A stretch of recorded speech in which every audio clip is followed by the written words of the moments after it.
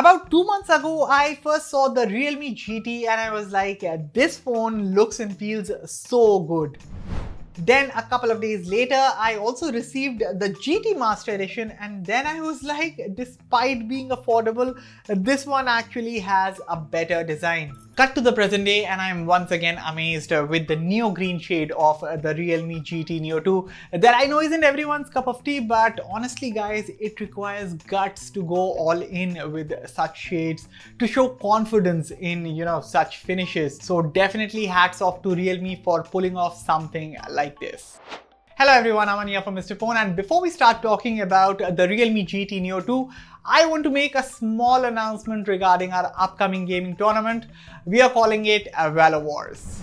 And this time it is going to be bigger and better. So the tournament starts October 27th and it will be live streamed only on our Mr. Phone Gaming YouTube channel. For more details regarding registration, timings, rules, prizes and all that jazz, stay tuned to Mr. Phone and yeah, definitely subscribe to Mr. Phone Gaming if you haven't already. Now back to the Realme GT NEO 2.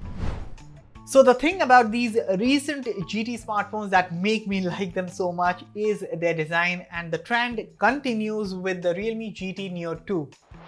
You see, even with the NEO 2, Realme has managed to keep the design distinct, and so this phone in no way resembles its other two siblings, which again is great. This time around, we see a different styled camera module, although the setup remains the same as the GT and the GT Master.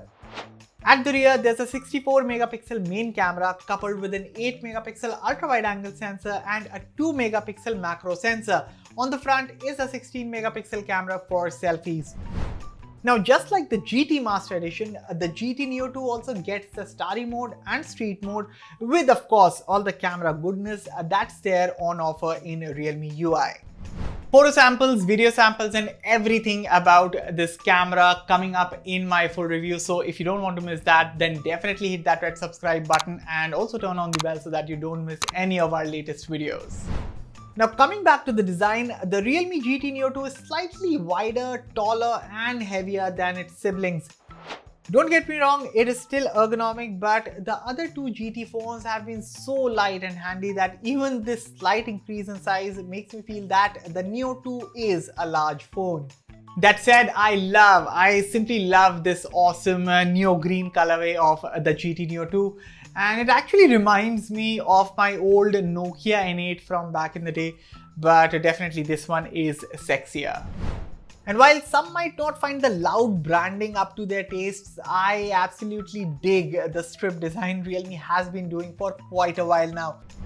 So coming to the front now, there's a 6.6-inch 120Hz E4 AMOLED panel with a 600Hz touch sampling rate and up to 1300 nits of brightness.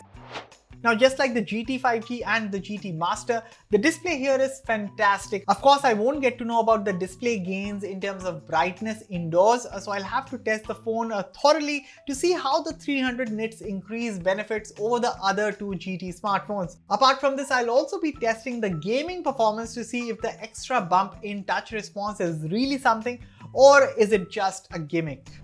Not to mention, the GT NEO 2 also features an 8-layer stainless steel vapor cooling system, so it will be interesting to see how does this phone fare when it comes to the thermal management.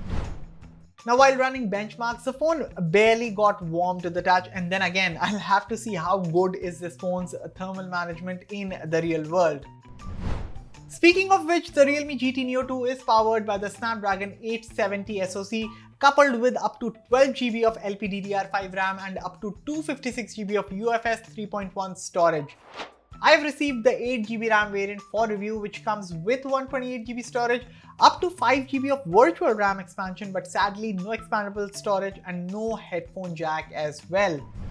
Although the haptics on this phone is excellent thanks to the X-axis linear motor, and this phone also gets stereo speakers with Dolby Atmos and high res.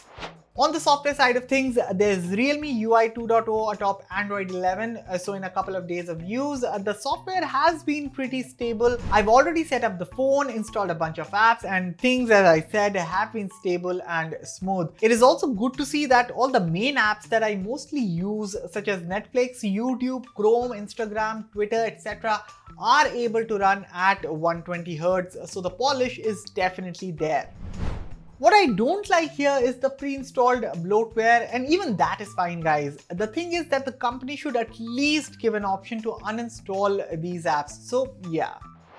Now, thanks to the increase in weight and thickness, the battery capacity is now 5000 mAh on the GT Neo 2, and thanks to the 65-watt charging, you can easily top it up under 35 minutes. In fact, I've already charged this phone from 12 to 100%, and it took about 25 minutes to do so. So charging times are definitely fast for sure.